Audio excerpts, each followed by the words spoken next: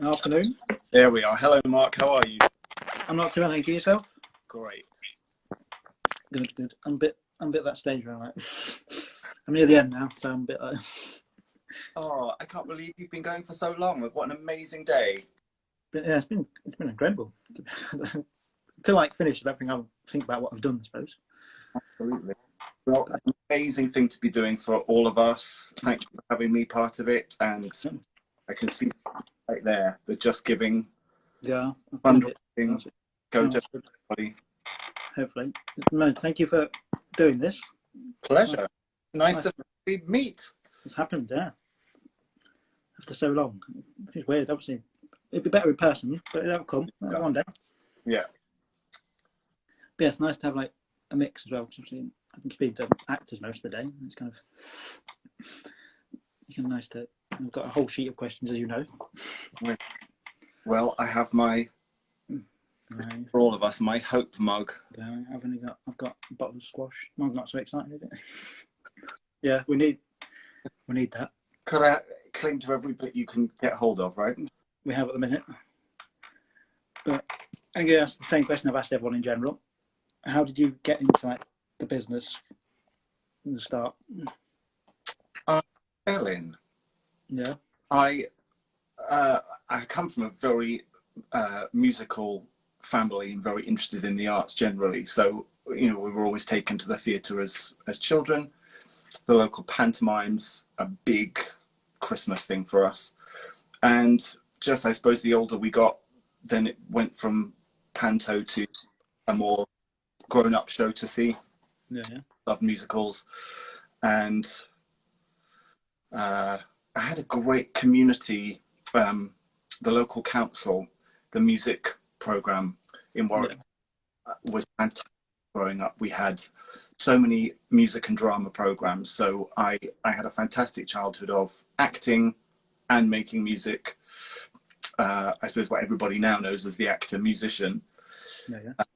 And so I had this fantastic opportunity as a child up till I was 18, and then I went to London to study at the Guildhall and carried on exclusively as a musician. So performing was always there, and it was just I suppose in the days of television when we only had three channels, BBC One and Two and ITV, pre-Channel 4, I used to come home from school and watch the 4 o'clock matinee, which was the black and white MGM movie musicals. Yeah. And I used to just sit there and think, the performances were amazing, the cinematography and all that, who knew as a kid, but it was fantastic. But the arrangements, those huge orchestras, those huge big bands that I then ultimately grew up to realize were the legendary Nelson Riddle arrangements, the Count Basie Big Band. But just as the 8, 9, 10-year-old, I just sat there. Yeah. Wow, it looks and sounds amazing. It just resonated. I didn't really know what it was as a job. It was just that thing that you just go, oh, it's like eating ice cream for the first time. You don't really know what you eat. Go, oh, that's nice. Yeah. Amazing. And kind of, how did you get from kind of being college then to being on Sunset Boulevard and from there? I fell again. So it was, I had, in the last year at Guildhall, I met somebody who was already a young upcoming music director. They were a couple of years ahead of me. And I was aware of their name, so I had written to them and just said, could we possibly meet for a coffee? I understand you're a couple of years ahead of me on the journey, and maybe you could help me understand what the job is and how we get into it, because this, or it seems now every college in the country runs a music director program. So we were all on our own. There was no pathway in. It was a bit like the garden. You had to, where's the key? Yeah. And so I had a chat with this fantastic chap who was great, just sort of shared everything he knew at the time. And I suppose I'll try and be brief. I'm not very good at that. Go for it. He, a few months went by past our conversation, and then he landed a job conducting a big show out in Germany and called up and said, hey, look, I've got to leave a little gig behind here in London while I go to Germany for a year. would you like to take it over for me? Well, that was the Saigon School, which I suppose anybody alive today, younger than me, will know what that is. But when the original production of Miss Saigon was on at Drury Lane, the first few years, all the cast were coming exclusively from the Philippines. Yeah.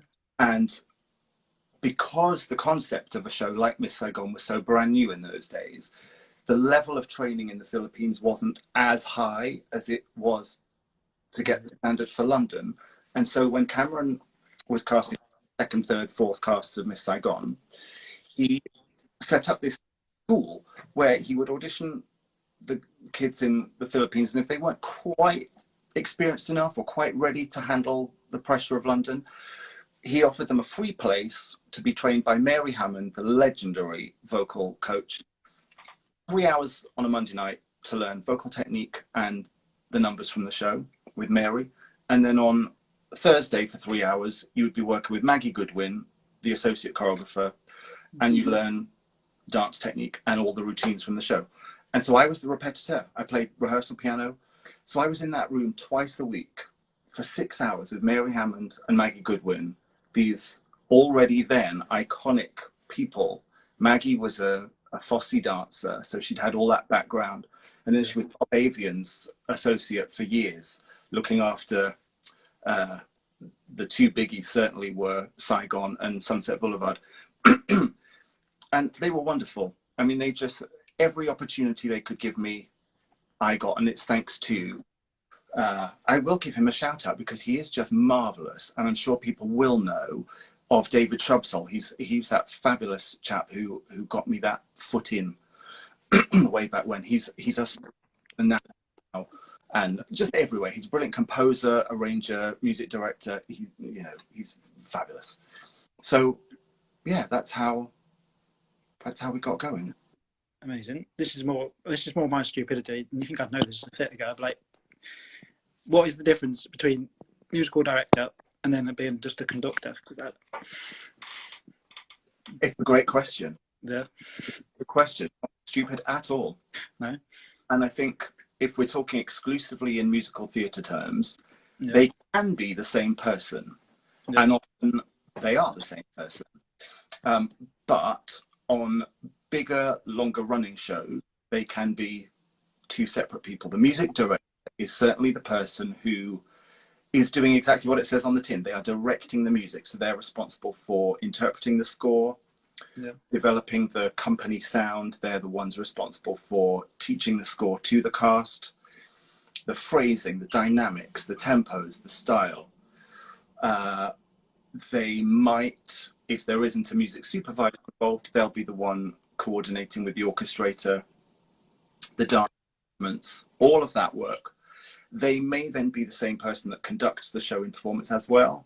If then the conductor is simply that, just the person who then is responsible for conducting the show in performance and maintaining the work done by the music director. Yeah. There you go. You've answered that for me. That's a mystery solved. But obviously, you get to be the person who starts the show most of the time, which must be just like, because I know what people are saying, like when the first show back and the orchestra start, that like moment must be like such a thrill to like be that person. Can you imagine how it's going to feel when we all out back? Oh, I can't.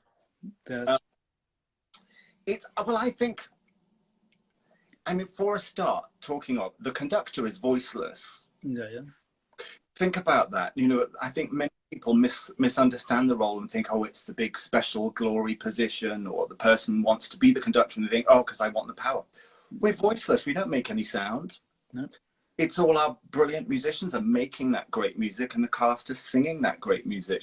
Yeah. So it's a very privileged position to be in.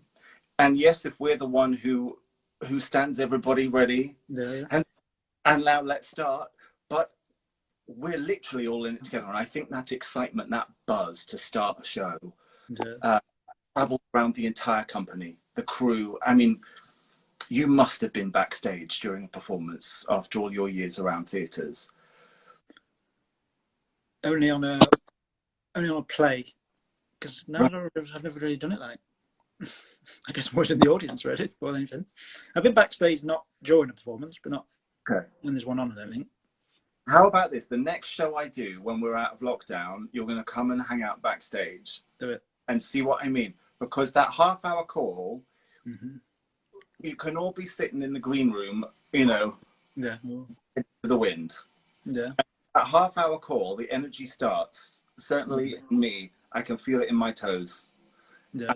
Quarter-hour call, and it's coming up higher and higher.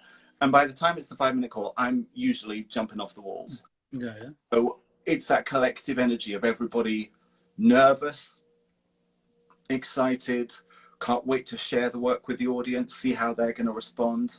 Yeah. It's exciting for sure. Yeah. Amazing. Yeah. Just I can't wait. Basically, to be there again in that moment when the lights go out. Do enough when it's safe enough. Yeah, that's what we're waiting for. Yeah. But obviously, I mean, the first show I saw you work on was Rocky Horror. I think. I'm sorry, but I don't know if I saw you before. But that's such a. It was, yeah. Was such a iconic show to work on. Kind of, how was that tour? Because you did it for like 4 years, didn't you? I think about that. I think yeah. We did a couple of big tours around the UK. We brought it into the West End twice at the Comedy, that's now Inter, and the Playhouse. And we had a fantastic time. Yeah. I don't think I've ever worked so hard in my life as on that show. Yeah. Because we had the great blessing of having Richard O'Brien at that point. The show was I can't remember how many years it had been going, something like 25 to 30 years going by the time we did it. And Richard had loved the fact that it had become this audience participation experience where everybody is involved, shouting out, throwing things, squirting, the whole shebang. But he felt that his show had got lost somewhere in all that, and that it was now almost owned by the audience. Yeah. And he set us the task to find, could we present the show in a way that was now, this was in 2006, that was the newest version of, but paid respect to what he originally presented, which was this new show. So if somebody was coming in as a brand new audience member, they'd never seen the show before, that they would see the show and not watch the audience during the show. So he was in the rehearsal room with us a lot, and we had the great director Christopher Luscombe guiding us through, and Jenny Arnold choreographing. I was able to create all new music arrangements along with the great original ones. I'm having a complete brain moment, and I can't remember. You'll know who wrote the original arrangements. Richard somebody. Oh no! Now you've asked it. I've got the CD here, but I can't. Richard I'm mortified. His name. He's the most magnificent musician. Let me get the CD out. I'm going to drop it in. Somebody Richard. I know you mean. I can see his face as well. Richard Hartley. I mean, it's not Richard Hartley. Of course. Richard Hartley. I'm mortified. His original work, absolutely exquisite. I basically created a lot of vocal arrangements for the company. What they didn't like about the new version previews, we were able to just make some adjustments, and by opening night we had the full backing of the fans, and Richard O'Brien thrilled. I have to share you, it's amidst my nervous waffling, but a good story. Opening night of Rocky Horror, we were in Brighton at a Theatre Royal, and this is the first big national tour that I've been looking after the music for, right? So I'm nervous, this is a big deal. Press night. 5-minute call, knock on the dressing room door, and I say, just a minute, I'm just in the middle of getting dressed. I haven't got my... He barges straight in. I'm like, oh, Richard. And he says, grab me a guitar. And 5 minutes of every song from the show. His key, and they're in his version that he's singing in that moment. And it sounds nothing like the versions about to present in the show. This is amazing. I'm getting this one-to-one concert with Richard O'Brien in my dressing room. Wow. Yeah. And he finishes, end of floor show, and he says, and I said, I said, Richard, do you want me to put those versions in the show tonight? Because they said, curtains going up about 20 seconds. We've got to rehearse everything. He said, no. I won't use his language. But he said, no, just let it rock. Stop being so like this. Because I did rock and roll at that time. I'd come from Rodgers and Hammerstein. I'd come from West Side Story, where everything, you honor the score,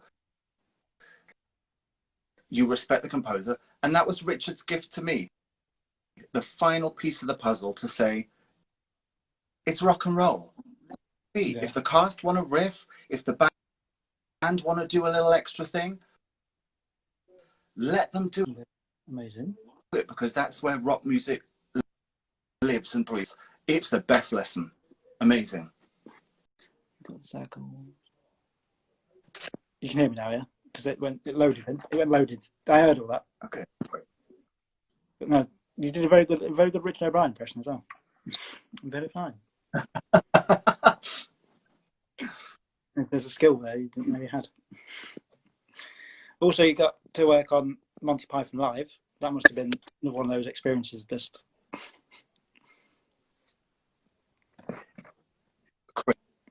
if I thought Rocky Horror was a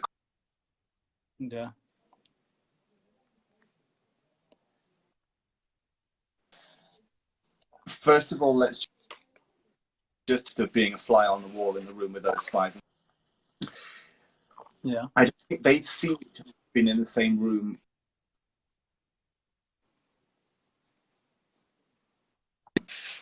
Got on again.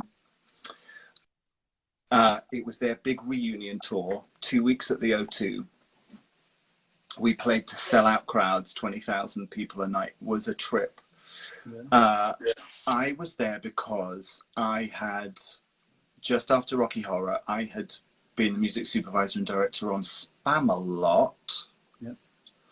I have to say that slowly because I also worked on Spamilton and I usually say the wrong one. Spamalot, the Monty Python one, with the great Marcus Brigstock and Jodie Prenger. Wow, what a team. Now, John Dupre and I met to prepare that together. And again, it was another show where we were asked to create a specific new production. So there was some new musical arrangements on that, a new edit of the score. So John and I had worked quite closely together on that, and he really liked the work we did as a company on Spamalot. But he wanted me on board to work with the supporting company of the Python team. The Pythons were going to do their sketches, and then they had these huge big musical numbers that had a cast of, I don't know, 30 singer dance. And so I was the music director for them. And then he also really loved the band from Spamalot. So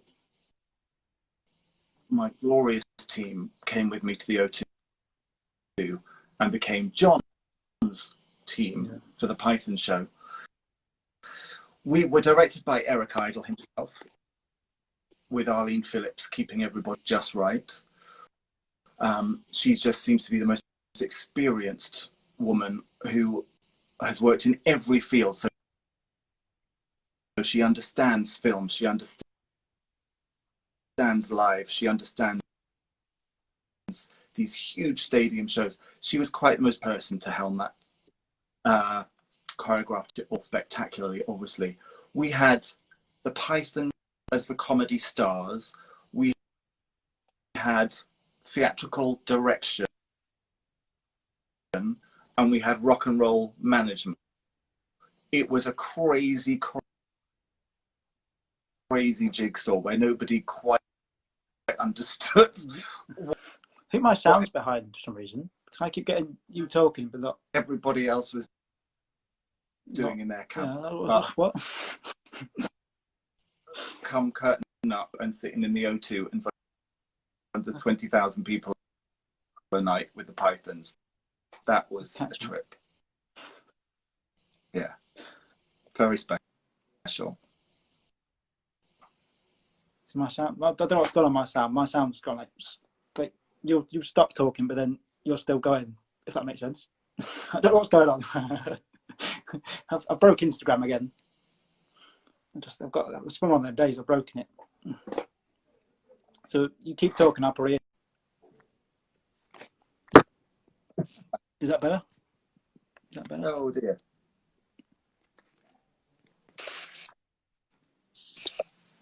Well, this is, I don't know, it might, this is my Instagram Live, so no, I've never used this. It's been one of them. It's this technology. It's slowly getting worse. We're all new. As I get through the all day. The things we're learning together during lockdown. Even that's had enough. Instagram's given up. But amazing. I'm going to kind of ask you the same question I've asked everyone, if you can still hear me. Everyone. Which would be, what would be your best advice you'd give to anyone who wanted to get into the business, conducting, or generally?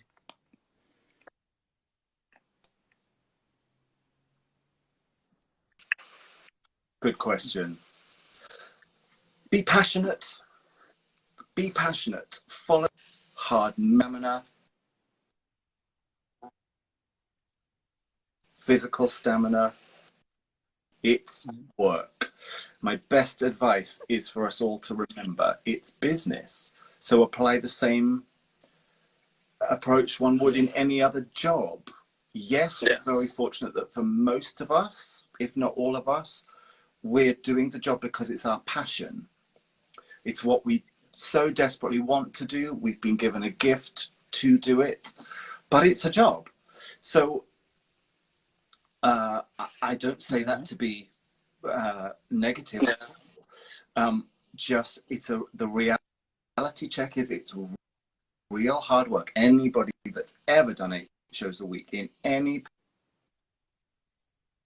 position, as the actor on stage, the musician in the pit, the crew, God bless them, they work harder than anybody. 8 shows a week is hard work. So make sure, I heard others today answering the question, and we all have the same thing to say. Learn your craft. Practice. Study. Build up that stamina. Just like being at the gym for physicality. Build up muscle and enjoy. Amazing. Don't compare yourself to others. I heard other people say that today, to be only one of each of us. So find the space where you fit in. Amazing today. Everything's frozen again. There you go. Is it working? I'm giving up on Instagram. I've only got one more. But thank you for coming, and it's been amazing to meet. I know it's virtually, but we will one day. And that'd be amazing. So thank you again for your time this afternoon, evening. To came to today. At all. Have a great rest of today, and happy birthday for Friday. Thank you very much. And I'll catch you soon on social media. You can go and follow Simon on social media. The link will be everywhere. Yeah. Thank you very much, and I'll catch you soon. Thanks, Mark. Thank you. Bye now. Cheers. Thank you. Bye. Bye.